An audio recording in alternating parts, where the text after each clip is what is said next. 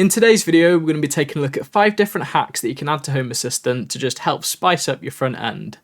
Check it out.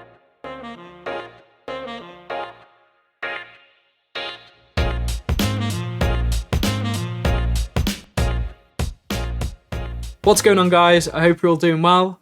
So today we're going to be taking a look at HACS, and for those of you that aren't familiar with HACS, it stands for the Home Assistant Community Store, which is a place that you can go to browse and install and download a whole bunch of different community created content, and this content comes in a whole bunch of different flavours. We've got things like custom themes, custom integrations, different dashboard cards, different templates, and a whole bunch of other things. Specifically today, we're going to be taking a look at those custom cards and how you set up and add them to your dashboards. So you will of course need to already have HACS set up and installed, but don't worry if you don't have this set up, because I have actually previously created a video on how to set this up and install it, so be sure to check that out if you don't yet have HACS installed. As always with this video, everything that you'll need will all be linked in the description below, and this video is of course timestamped, so if there's a particular card that you want to see and check out, feel free to just jump ahead to that. So with all of that said, let's check out my first card. The TimeFlow card is a customizable countdown timer card, and it can be used to set up and view a live countdown to a specific event, and it gives you a nice visual and clear view of how much time is left until that event takes place. One of the other really cool things about this card is the fact that it supports the built-in Home Assistant timers, and it also supports Ginger 2 templating. This card's a great visual indicator, and it's one I'd definitely recommend if you were making use of wall panels or any kind of big dashboards where you want to be able to see something really clear and really visual. There's a whole bunch of different customization that you can do with it. You can customize all the different fonts, the text colors, the background colors. You can even customize the thickness and the styling of that little wheel that appears.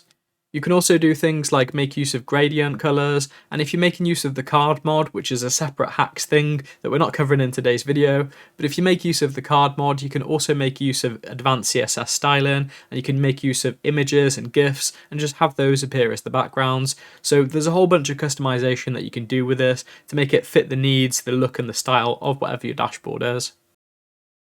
The setup and install for this one's nice and straightforward and nice and simple. Simply just head over to HACS, and at the top you're going to want to set your filters to be dashboards, and you may as well just keep this filter on for the remainder of the video because everything we're looking at today all comes under this dashboard section.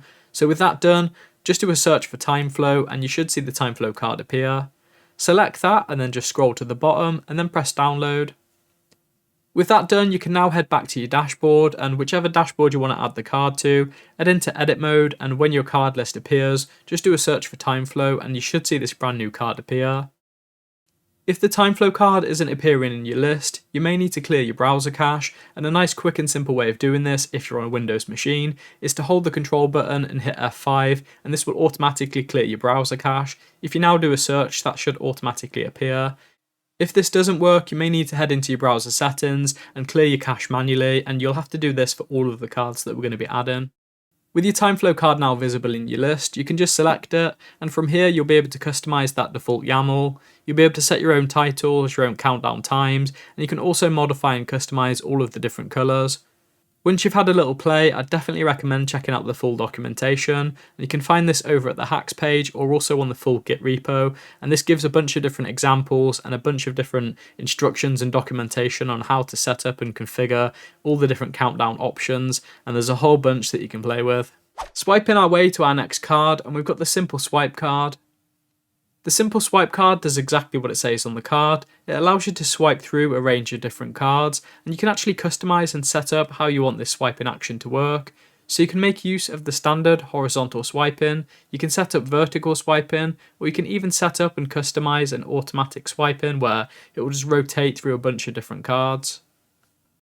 There's a whole bunch of different customization options available with this card, and one of my favorite things about this card is the fact that it makes use of a visual editor. This means you can use the visual editor to read and adjust and tweak all of the different settings, and you also get a live preview of what the card's doing, so you can actually customize and design your own swipe card and how you want it to all work, and you can test it all out before you even deploy it to your dashboard. The setup and install for this one is also straightforward. Back over in HACS, just do a search for the Simple Swipe cards, select download, hit reload, and then you're ready to start using the card. The swipe card has a lot of customizable options and behaviors, and all of them can all be tweaked and adjusted, all using that visual editor. The way that you add additional cards to the swipe collections is also very intuitive, and it's really easy to quickly build up your own cards. I personally really like making use of this card on my mobile dashboard because you've got a small space that you can fit a load of cards into, and you can just swipe between them or have it automated so it flips between them. What's really cool about this as well is it also supports custom cards, so you can display any of your custom cards like the time flow card and just have those displayed using the swipe. There's also some more advanced features like state synchronization and visibility conditions, and you can use those with this card, and again, that's all detailed and documented over on the Git page, so check out that documentation if you want to do more with your swipe card. Carrying on with my third card, and we've got the mini graph card.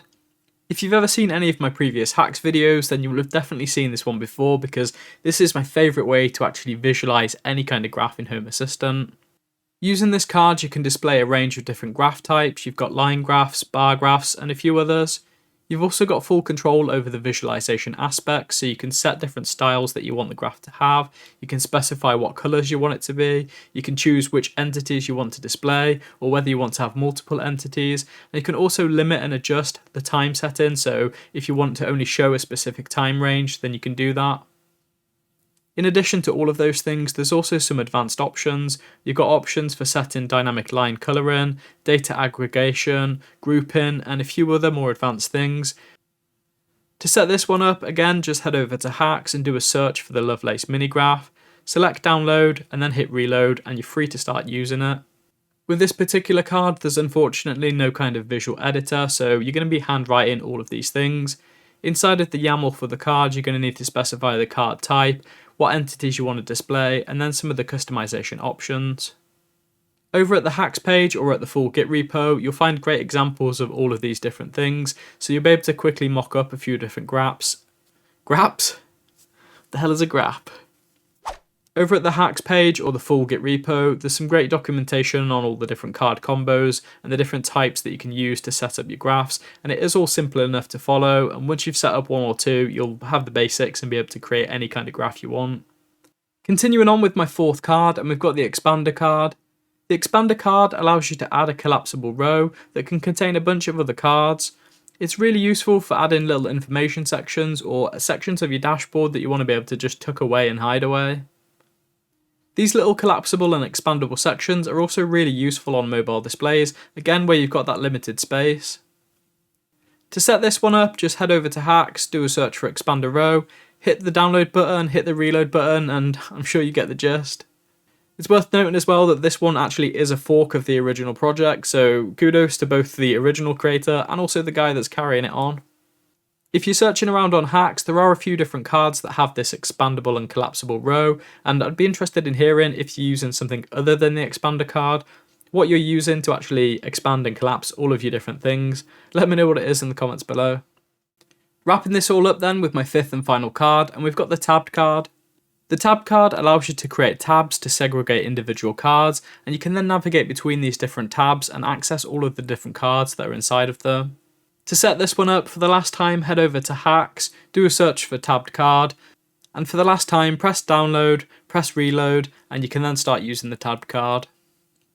With this one, inside of the configuration, you'll need to tell each tab what type of card it is, and then inside of there you can add the title and any of the containing entities and information. Here we've got a simple entities one, but you could also include some of the custom cards that we've looked at, and of course other card types that are available. In comparison to some of the other cards that we've looked at, the configuration for setting up the tabs is relatively straightforward, and there is some light customization options, so you can add some icons to the top of the tabs, and you can also change the colours of the tabs if that's something that you wanted to do.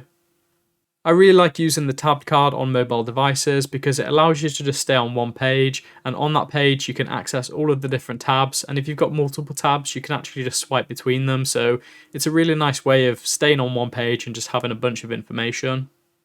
I also wanted to just chuck this in here to say thank you to all of the card developers and all of the people that help maintain and contribute to the code, so thank you guys for allowing us to have all these customizable cards. But there we go guys, that's been a quick look at 5 different custom cards that you can add to Home Assistant using HACS.